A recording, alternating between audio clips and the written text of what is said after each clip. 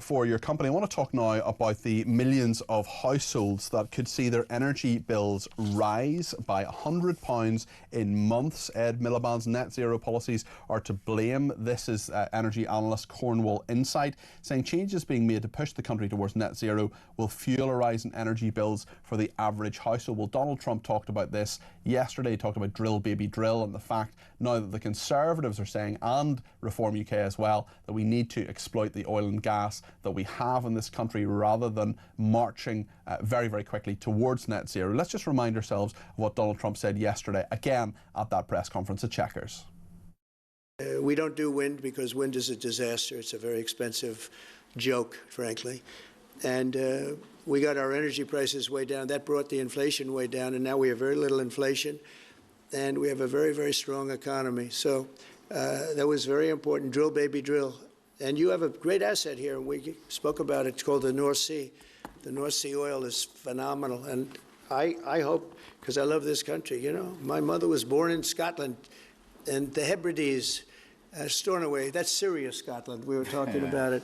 And I want this country to do well, and you have great assets that you're going to start using, I believe, under this Prime Minister.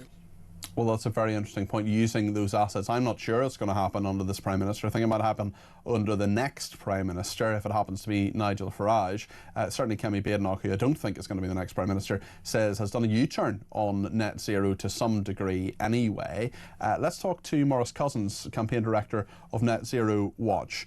Maurice, I mean, people who are really, who may not follow net zero, who may not necessarily believe in it, who may not follow environmental debate that closely necessarily, but know at the end of the month your energy bill comes in, you've got to pay it. They may not care that much about net zero. Look, I wholeheartedly believe that most people don't want to harm the environment. They're happy to do their bit by recycling stuff and, you know, maybe using a bit less, you know, using the train instead of the car or whatever, being as energy efficient as possible. But if it's going to drive up your bills, well, that's the point where people say, hold on a second, is this worth it? Just talk us through this and what Ed Miliband's up to here.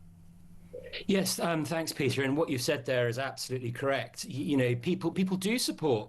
You know, they are pro the environment, and they do support action, even to sort of support to sort of tackle climate change. But you are absolutely right that is not a sort of a blank check at any cost. And so whilst people support action in principle, when it comes to things like the trade-offs, that's where you start to see support starting to fall. And indeed, there's been a sort of a slew of sort of research that's come out in the last few weeks. Actually, we've had some stuff from YouGov, we've had some stuff that's come out even this week from More in Common that has shown that's to be the case. And you know what we're actually starting to see now is that the cost of Miliband crisis, as I like to call it, very good, is starting to sort of have a deleterious effect on our politics. And you know that should come as no surprise to anybody who has studied sort of history and politics in this country.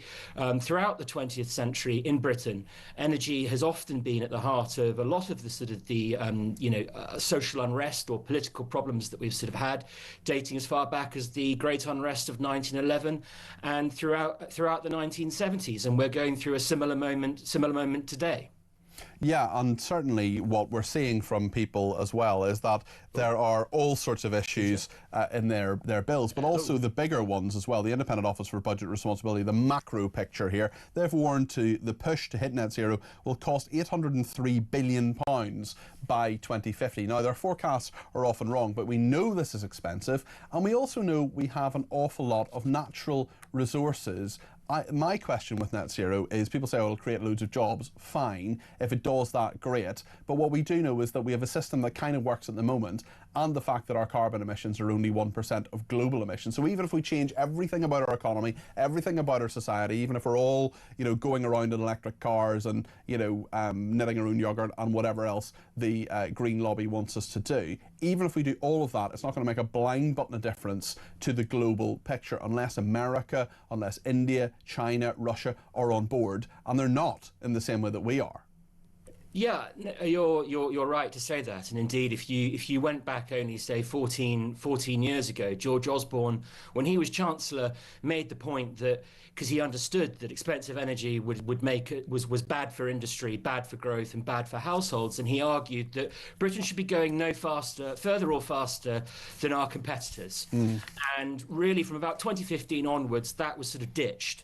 And policymakers started to believe that actually you could get this thing called green growth, which is a delusion and a fantasy. And if anyone has sort of seen the news this week from the chief executive of NVIDIA, who has sort of said that, and NVIDIA, for your listeners, if they're not aware, is a leading chip manufacturer that is sort of at the sort of the cutting edge really of the AI revolution. And he has basically said that unless Britain gets its energy prices under control, we will miss out on the AI revolution. Now that is like basically sort of saying that we should experience going through a period of national decline, which I think could be deeper than the 1970s. Thank you, Maurice. Lots to discuss and think about there. I really appreciate your contribution to the show this afternoon. Maurice Cousins there, Campaign Director of Net Zero Watch. What do you think about this?